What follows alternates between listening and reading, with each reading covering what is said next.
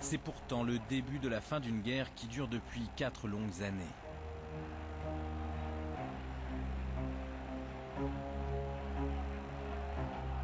De Gaulle savait, avant même de revenir au pouvoir en 1958, que l'intégration de l'Algérie dans la France n'était pas possible, voire n'était plus souhaitable.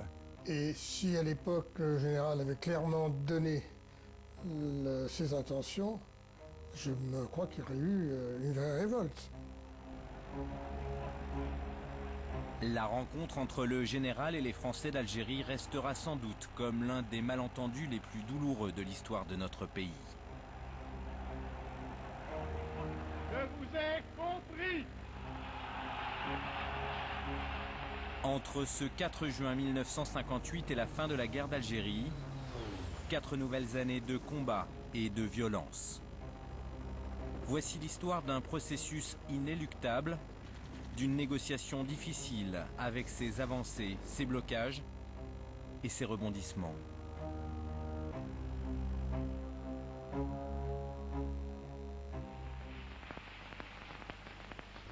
Je sais ce qui s'est passé ici. Les Pieds Noirs ont ramené De Gaulle aux affaires pour que l'Algérie reste française. Je vois ce que vous avez voulu faire. Ce jour-là, c'est donc la joie pour le petit peuple d'Alger. Quand on entend le général de Gaulle, on se dit bon ben ça va, il nous garantit que les choses vont rester en l'état en tous les cas. J'ai cru à De Gaulle à ce moment-là, c'est certain. Et je me disais que je vous ai compris, je ne pensais pas que c'était dans les sacrifiés qu'il nous comprenait. Et beaucoup, par exemple, ont fait des investissements. Moi, mon propre père, d'ailleurs, de certains points de vue, a fait la même chose. C'est pour ça qu'il en veut aussi général de Gaulle, puisqu'il a cru au départ à ce qu'il disait. Et donc, il a acheté un appartement à Oran, il a mis toutes ses économies, et puis, en fait, on est reparti, on a tout laissé. Le Front de Libération Nationale algérien, le FLN, a une interprétation très différente du retour de Gaulle. Car pour lui, le général est celui qui a prononcé le discours de Brazzaville, l'homme qui, dès 1944, défendait le processus de décolonisation, un défenseur du droit des peuples à disposer d'eux-mêmes. L'arrivée du général de Gaulle a été saluée comme un espoir. Le FLN, tout de suite, comprend que l'avènement de Gaulle va apporter des changements importants dans la politique française. Pour le FLN, De Gaulle est bien celui qui va donner l'indépendance à l'Algérie. Il y a une réponse politique à la venue de Gaulle. C'est la Constitution, 19 septembre 1958, du gouvernement provisoire de la République algérienne. Donc, on rentre dans une nouvelle étape, celle de la consolidation des institutions du FLN. On le sait, l'histoire va donner raison aux Algériens. D'ailleurs, 15 mois après son retour au pouvoir, le général pose les bases de ce qui, désormais, va être la ligne directrice de sa politique algérienne. On peut maintenant discerner le moment où les femmes et les hommes qui habitent l'Algérie seront en mesure de décider de leur destin une fois pour toutes, librement, en connaissance de cause. Le vrai tournant du discours du 16 septembre 1959, c'est l'idée qu'on va faire un référendum et qu'on va demander aux Algériens ce qu'ils souhaitent. C'est quand même un coup d'éclat extraordinaire. Je considère comme nécessaire que ce recours à l'autodétermination soit proclamé aujourd'hui. Et c'est à partir de là que se présente pour la première fois la possibilité concrète de négociations avec le FLN, avec des membres du FLN, pour essayer d'aboutir à une autre solution que l'Algérie française. On peut maintenant... Ce discours est un coup de tonnerre pour les partisans de l'Algérie française. En revanche, c'est une victoire pour ceux qui militent en faveur de l'indépendance. Louis Jox, l'homme qui va négocier les accords d'Évian, fait partie de cela. Son fils, Pierre, se souvient de ce moment précis. Le 16 septembre 1959, le discours de Gaulle Je l'ai entendu aux messes des officiers de la base aérienne de Colomb-Béchard, où j'étais. On était en train de se préparer à dîner. Alors on a explosé de joie, presque tous, dans le contingent. Et j'ai envoyé immédiatement un télégramme à mon père parce que c'était son anniversaire, le 16 septembre 59. Bon anniversaire. Et on a cru à ce moment-là, nous, les jeunes officiers ou les jeunes soldats, on a cru que la paix c'était pour Noël. Sur le terrain, pourtant, les affrontements redoublent de violence. L'armée française n'a jamais été aussi offensive. De Gaulle semble faire le contraire de ce qu'il a annoncé. Dans un premier temps, la stratégie de Gaulle, ça a été plutôt une stratégie militaire. Porter des coups aux maquis algériens, faire en sorte que les maquis du Front de Libération Nationale plient, soient affaiblis au maximum pour débuter, pour commencer de véritables négociations. Le FLN, sur le plan militaire, se faisait battre beaucoup par le plan Chal. Chal était un militaire qui avait une idée très simple, c'est vraiment le rouleau compresseur, si vous voulez. On évacuait tout le monde, on a évacué 1,5 million ou 2 millions de paysans, quelque chose comme ça, qu'on a mis dans des camps, ça c'était pas ce qu'il y avait de plus beau, mais quand même le FLN, là, militairement, on a pris un coup. L'armée française tient sa victoire militaire. De Gaulle veut profiter de la position de force pour négocier. Juin 1960, dans un secret absolu, une délégation de militaires du FLN atterrit à Paris, direction l'Élysée. C'est le 10 juin qu'ils débarquent dans l'aérodrome des services secrets français. Ils sont transportés en voiture par un officier général. Ils traversent Paris par un temps magnifique ensoleillé. Ils sont absolument étonnés de voir Paris.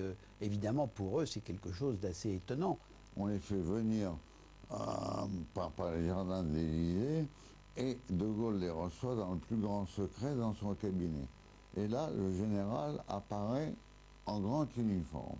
De Gaulle leur dit que, de façon extraordinairement courtoise, d'après ce qu'on a compris, qu'il a bien vu ce qu'il voulait faire, qu'il rendait hommage, comme il l'avait fait en 1958, à leur courage. Et il se passe une chose tout à fait typique du général de Gaulle, c'est qu'il leur tient un discours éblouissant sur le futur de l'Algérie tel qu'il la voit.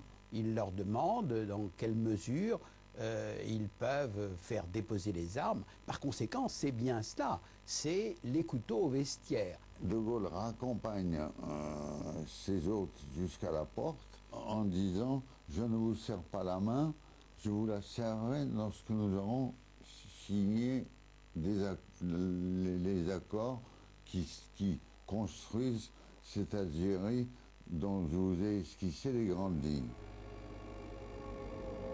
Aucun membre de cette délégation algérienne ne serrera la main du général de Gaulle. Car le FLN est divisé. De retour en Algérie, ceux qui ont rencontré le président français n'ont plus la main. Le voyage à Paris n'a servi à rien. De Gaulle veut absolument trouver une solution. Il reprend l'initiative. Dans les jours qui suivent, De Gaulle lance un appel solennel au GPRA lui-même, c'est-à-dire au chef politique de la rébellion, pour avoir une négociation publique. Et à la surprise générale, le GPRA réagit très vite et il envoie donc 2 de ses délégués pour préparer la venue de Ferhat Abbas, le président du GPRA, pour rencontrer De Gaulle à Paris. Donc à la fin juin 1960, 2 représentants du président du GPRA viennent en France. Ils sont reçus à la préfecture de Melun. Cette fois, la négociation est publique. La ville est prise d'assaut par la presse. Les yeux de tous les Français sont tournés vers Melun. L'épisode fait la une des journaux. De Gaulle, l'homme du 18 juin 1940, est sûr de lui. Il pense pouvoir imposer ses conditions au FLN.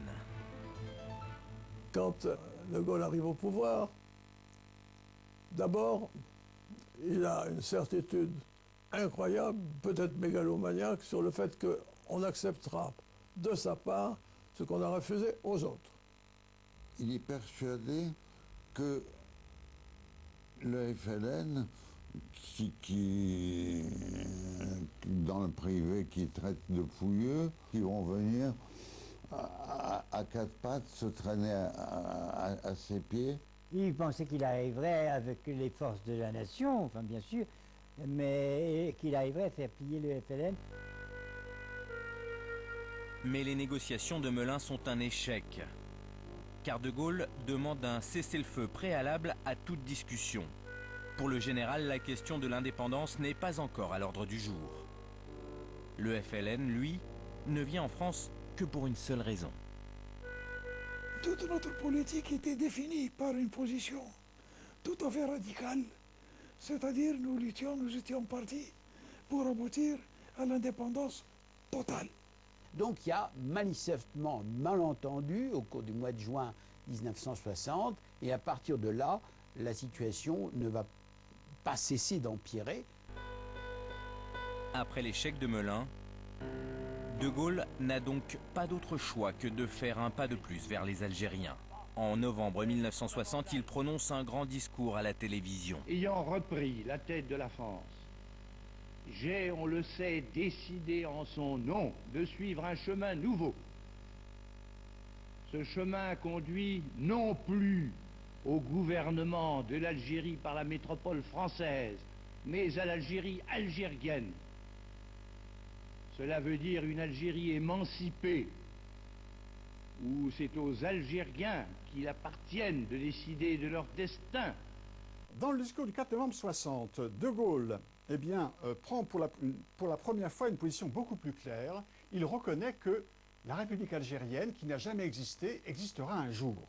Ça, c'est évidemment une révélation sans précédent. L'Algérie, si elle le veut, pourra avoir son gouvernement, ses institutions et ses lois. De Gaulle veut en finir. Dès lors, les négociations s'intensifient. Mandatés par l'Élysée, les hommes du général se transforment en agents secrets. Ils rencontrent les émissaires du FLN en France ou en Suisse, à l'abri des regards, façon roman d'espionnage. On m'a donné un vrai faux passeport qui était signé par M. Verdier, directeur général de la Sûreté nationale, que j'ai gardé comme un souvenir. Même à sa femme, on ne dit rien. Ma femme n'a jamais su où j'allais quand je partais. C'est-elle fait des idées? C'est possible, je n'ai pas demandé. Je lui ai dit que je partais en mission, mais que je ne pouvais pas lui dire où j'allais. On m'a envoyé à Dole, où j'ai été accueilli par des gendarmes qui m'ont emmené dans une voiture. Ils m'étaient mis à l'avant, j'avais les pieds sur une telle grenade. Qu'est-ce que ça fait? Bon, on ne sait jamais, peut-être attaqué, etc. J'ai donc pris la caravelle, je suis arrivé à Genève. J'ai trouvé un interlocuteur, ou plus exactement, cet interlocuteur m'a trouvé. Il m'a reconnu un petit détail que Michel Debré m'avait recommandé de faire, c'est-à-dire d'acheter Combat, journal que j'aimais bien d'ailleurs, de le prendre sous le bras. Et c'est en effet comme ça que mon interlocuteur a dit « Vous avez l'habitude de lire Combat ». J'ai dit « Non, jamais ». Mais je l'ai acheté ce matin par exception. Elle m'a dit « Alors c'est vous que je cherche ». Et tous les 3 ou 4 kilomètres, il changeait la plaque d'immatriculation parce qu'il disait on risque d'être repéré et il faut savoir que votre tête pourrait très bien être mise à prix. À quoi pensons? Naturellement, on pense aux affaires qu'on a traitées. Mais aussi, on pense aussi aux conséquences de ce qu'on décide. Quand on décide de se rencontrer dans 15 jours, moi je sais qu'à chaque fois je dis 15 jours. 15 jours, mais ça va faire encore combien de morts pendant 15 jours? C'est absurde. Pour la conférence d'Évian, un avion a amené à Genève les membres de la délégation FLN conduite par M. Belkacem Krim et qui comprend MM. Boumengel et Ahmed Francis, qui résument à eux trois toutes les tendances du FLN. Et à sa descente d'avion... Après des mois de rencontres secrètes, de contacts informels et confidentiels, les négociations reprennent officiellement à Évian. L'Algérie veut accéder à la vie internationale sans complexe, avec le désir sincère de coopérer avec tous les peuples et d'apporter sa modeste contribution au progrès humain. Et vient l'hôtel du Parc. La police fait toujours aussi bonne garde. Monsieur Louis Jox, ministre d'État pour les affaires d'Algérie, chef de la délégation française, arrive le premier. La délégation FLN pénètre à son tour à l'hôtel du Parc. Sommes-nous enfin en vue de l'aboutissement? Mais cette conférence est sous haute tension. Le maire d'Évian, Camille Blanc, est assassiné chez lui par l'OAS. L'organisation secrète pro-Algérie française veut empêcher la tenue de ces négociations. Les activistes de l'OAS multiplient les attentats en Algérie et en métropole.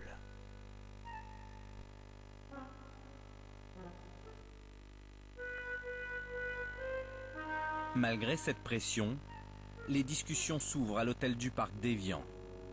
Très vite, elles coincent sur des questions géopolitiques.